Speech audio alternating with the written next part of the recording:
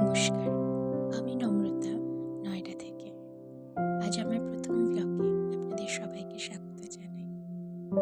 নয়ডাতে আমি স্টিল করেছি প্রায় 6.5 মাস। এর মাঝে আমি আমার পরিবার-পরিজন, আমার বাড়িকে যেমন মিস করেছি, একইভাবে আমি আমার শহরকেও ভীষণ রকম মিস করেছি। ওখানকার বর্ষা, সোদামাটির গন্ধ আর দুর্গাপুজোর অভাব আমাকে ভালো করে বুঝিয়ে দিয়েছে নিজের শহর নিজের কাছে কতটা আপন হয়। আগে সবার মুখে শুনতাম যারা বাইরে চাকরি করতে গেছে কিংবা বাইরে বিয়ে হয়ে গেছে অথবা দেশের বাইরে চলে গেছে, তারা শুধু নিজের পরিবার পরিজন নয়, বরং নিজের শহরের জন্যও কাঁদে। আজ তা অনুভব আমি ভীষণভাবে করি। হ্যাঁ, আমাদের প্রিয় শহরও আমাকে টানে, তার জন্যেও আমার খারাপ লাগে। যাই হোক, কলকাতার স্মৃতিচারণ আর নয়ডার গল্প চলতেই থাকবে। আপাতত আপনাদের সঙ্গে একটা রেসিপি শেয়ার করে নেব। এই রেসিপিটা আমার স্পেশালি মাথা থেকে বেরিয়েছিল বাড়ির বড় বড় বাচ্চাদের খাওয়ানোর উদ্দেশ্যে। ছোট বাচ্চা যদিও এই মুহূর্তে আমাদের বাড়িতে নেই, কিন্তু যারা বড় কিন্তু বাচ্চাদের মতো সবজি খেতে চান না, তাদের জন্য এটা খুব ভালো উপায়। কিছুই না, বিভিন্ন রকম সবজিকে একসাথে বানিয়ে তার মধ্যে পাস্তা, চাউমিন বা আপনি যদি মনে করেন সেটাকে স্যান্ডউইচের আকারেও খেতে পারেন। তাহলে চলুন দেখে নেওয়া যাক রেসিপিটা কি। আমি এখানে উপকরণ হিসেবে নিয়েছি বাঁধাকপি, মাশরুম, ব্রকলি, ক্যাপসিকাম, পেঁয়াজ এবং কিছু রসুন কুচি।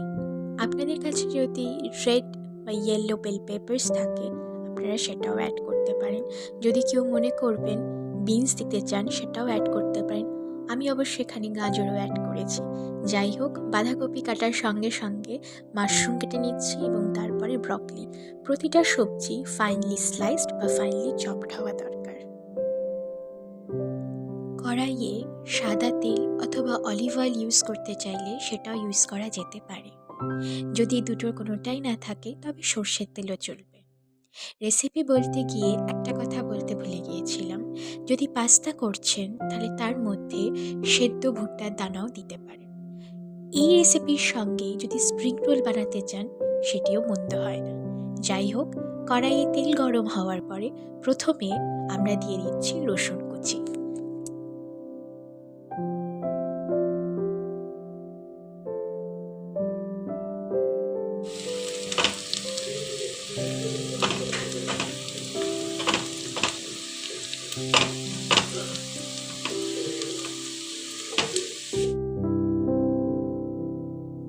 রসুন একটু লালচে হয়ে আসলে এর মধ্যে আমরা দিয়ে দেবো কেটে রাখা বাঁধাকপি, মাশরুম, ক্যাপসিকাম, গাজর এবং ব্রকলি।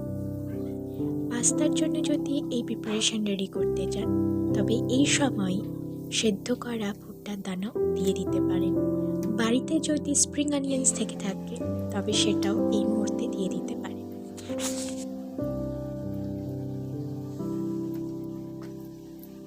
সবজিগুলো মোটামুটি ভাজা ভাজা হয়ে এলে এর মধ্যে আমরা অ্যাড করব স্লাইস করে রাখা পেঁয়াজ। পেঁয়াজকে কিছুটা এর সাথে সাঁতলে নেওয়ার পরে আমরা এর মধ্যে অ্যাড করছি ভিনিগার 1 টেবিল চামচ মতো। আমার কাছে খুব সামান্য পরিমাণ শেজওয়ান চাটনি রাখা ছিল, যেটা আমি এখানে অ্যাড করে দিচ্ছি, সেটাও মোটামুটি 1 টিস্পুন। এরপর আমি অ্যাড করছি 1 টেবিল চামচ মতো চিলি সস,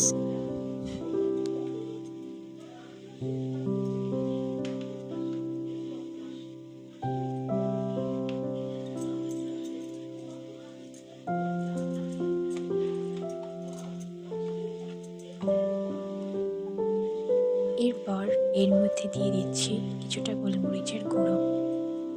যদি বাড়িতে গোলমরিচের গুঁড়ো অ্যাভেলেবেল না থাকে সেক্ষেত্রে গোটা গোলমরিচকে ড্রাই রোস্ট করে সেটাকে গুঁড়ো করে এর মধ্যে অ্যাড করা যেতে পারে।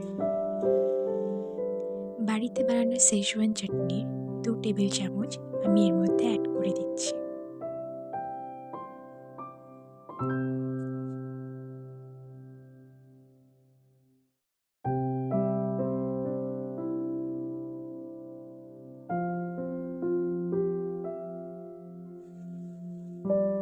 সবজিগুলো সতে করার সময় আমি এখানে ১ চামচ লবণ অ্যাড করেছিলাম, যেটা এখানে কোনোভাবে হয়তো স্কিপ করে গেছে। মোটামুটি সবজির চেহারা এরকম অবস্থায় আসার পরে আপনি এটাকে নামিয়ে নিতে পারেন এবং আপনি যেই খাবারের সাথে এই জিনিসকে উপভোগ করতে চান সেই হিসেবে এটাকে ব্যবহার করতে পারেন।